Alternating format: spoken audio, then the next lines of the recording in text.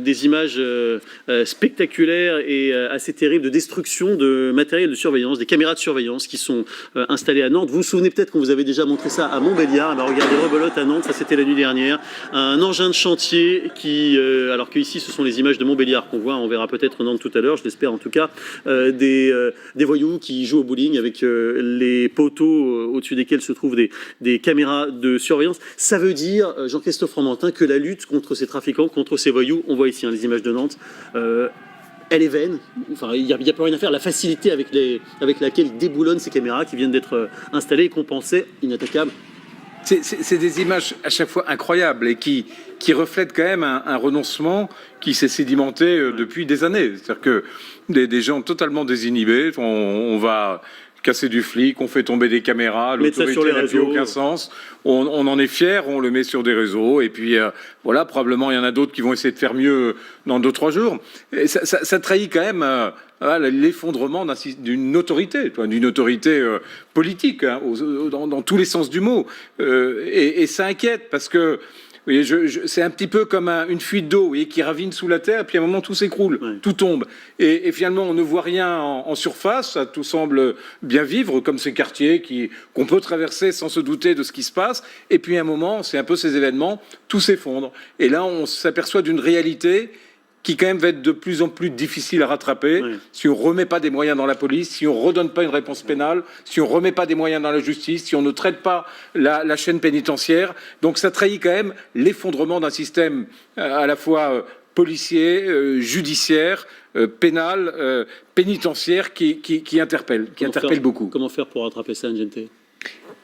M. Fromentin a cité certains éléments qui ne font pas de doute, qui sont déjà justement mis en œuvre déjà. Le recrutement de policiers supplémentaires, la lutte contre les stupéfiants, les trafics de stupéfiants, qui est vraiment une priorité du ministre de l'Intérieur. Mais derrière tout ça, je dois quand même souligner aussi qu'il y a aussi, et c'est aussi ce qu'on fait, une politique de la ville à mener et ça ne se fait pas du jour au lendemain.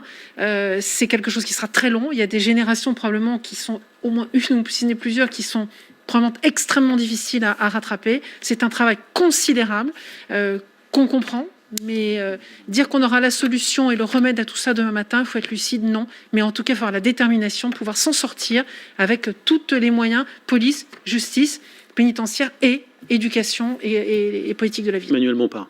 Moi, ce qui me frappe dans les images, c'est le niveau d'organisation.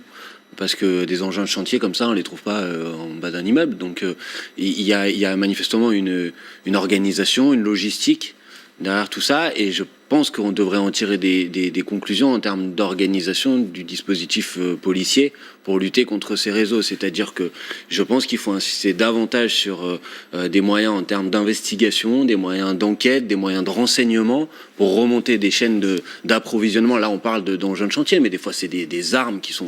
Pareil, les armes, ça se trouve pas n'importe comment. Il y a des réseaux de trafiquants d'armes. Donc, mais justement, ils ne peuvent pas faire de renseignement, les policiers, puisque même les caméras de surveillance sont détruites. Qu'est-ce qu'il faut ? Est-ce qu'il faut des drones ? Est-ce qu'il faut des caméras cachées ? Non, mais justement, la grande force d'un système de renseignement efficace, c'est de s'appuyer sur un dispositif humain. Ne soufflez pas tout de suite, vous allez voir. Vous savez, il suffit pas de faire des grands bras. Vous dites n'importe quoi. Je dis toujours les mêmes recettes, en fait. Toujours les mêmes. Non, mais laissez-moi terminer pour commencer. De votre bouche. Mais vous allez répondre. Il suffit pas de faire des grands moulinets sur les questions de sécurité. Il vaut mieux faire des propositions un peu sérieuses et concrètes. Écoutez-moi. Il ne faut pas manifester avec les casseurs comme vous le faites. Chacun son tour. Julien Audoux, monsieur, ne dites pas n'importe quoi. Je suis en train, exactement, si vous voulez bien écouter ce que je suis en train de vous dire, de dire que justement, la question qui est posée, c'est où vous mettez ces moyens, et que j'étais en train justement de dire qu'il me semble qu'il fallait mettre des moyens humains supplémentaires dans tout le dispositif de renseignement. Vous voyez, donc exactement l'inverse de ce que vous êtes en train de me reprocher. Mais peut-être que c'est trop difficile pour vous d'écouter vos contradicteurs. Allez, Julien Audoul. Bon, alors déjà, je tiens à dire, ce n'est pas une question de moyens. C'est pas une question d'argent, c'est pas une question de politique de la ville. Ça fait 30 ans qu'on verse 90 milliards d'euros dans ces quartiers et ça fait 30 ans que la délinquance explose. Donc c'est pas une question d'argent et ce serait bien d'ailleurs que cet argent soit redistribué un peu plus à la ruralité. C'est pas une question d'effectifs. Je vais vous donner l'exemple de Montbéliard. Montbéliard, le préfet du Doubs a essayé justement d'expliquer la situation à Montbéliard, la même chose qu'à Nantes, c'est-à-dire des délinquants donc, qui se sont servis d'engins de chantier donc, qui étaient à côté pour démonter des pylônes où il y avait de la vidéosurveillance. C'est pas une question d'effectifs puisque les policiers étaient là. Sauf que le préfet du Doubs a expliqué que le seul moyen pour arrêter ces engins de chantier, c'était faire usage des armes et tirer, et il leur a demandé de ne pas tirer. En fait, ce qui manque aujourd'hui dans notre pays, c'est le manque de puissance publique, c'est le manque de dissuasion judiciaire, c'est le manque de force publique. Aujourd'hui, les policiers peuvent constater, peuvent regarder, n'ont pas le droit d'intervenir, n'ont pas le droit de se servir de leurs armes. En revanche, et ça ce qui est choquant, c'est concernant les honnêtes gens, les honnêtes citoyens, ils ont le droit d'intervenir pour contrôler les attestations, ils ont le droit de verbaliser. Mais les délinquants, les racailles sont toute puissance. Procure ces engins, ça vous intéresse pas. Mais c'est pas le sujet. Christophe Roger du syndicat des cadres de la police, merci d'être avec nous. Est-ce que vous confirmez ce qu'on vient d'entendre à l'instant ou pas ? Oui, ce pays aujourd'hui, il est traversé par une crise profonde avec des violences urbaines qui se déroulent sur tout le territoire, tous les jours, dans des villes moyennes, dans des banlieues. Si vous regardez la presse régionale le matin, vous voyez que tous les jours, des pompiers, des policiers ont été attaqués avec des mortiers d'artifice, avec des cocktails Molotov. Cette situation, elle n'est pas nouvelle, elle s'est dégradée profondément. Je vous rappelle que en 2016, à Viry-Châtillon, le 8 octobre, lorsque les policiers sont attaqués dans le quartier de la Grande Morte, c'est parce qu'ils surveillaient déjà des caméras vidéosurveillance.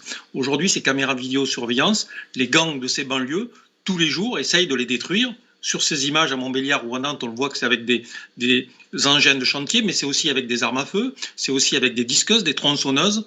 Pourquoi ? Parce que ce soit les policiers, les pompiers, les caméras de vidéosurveillance, elles viennent déranger des gangs locaux qui font des trafics. Et donc, ces gangs, sur une guerre de territoire, font tout pour éviter qu'on vienne déranger leur trafic. Et donc, la situation, elle n'est pas nouvelle. Elle fait que s'aggraver. Aujourd'hui, on voit que ces gangs diffusent ces informations sur les réseaux sociaux et se font une concurrence, font des sortes de concours. Et donc, c'est dramatique. Et il faut vraiment prendre des mesures pour avoir les policiers les moyens d'intervenir, avec une augmentation évidemment du nombre de policiers, et aussi des moyens juridiques. Par exemple, dans la loi PPL, on va avoir de nouveaux moyens pour lutter contre la vente des mortiers d'artifice, parce que cette bataille elle va être longue, elle va être profonde, et ce n'est pas uniquement la réponse policière, on l'a dit sur votre plateau, c'est aussi une réponse politique et sociale pour arriver à juguler ces violences urbaines, ces problèmes dans les cités. D'un mot, Christophe Roger, est-ce qu'il faut passer aussi aux drones ou à des caméras cachées avec un aménagement du droit ?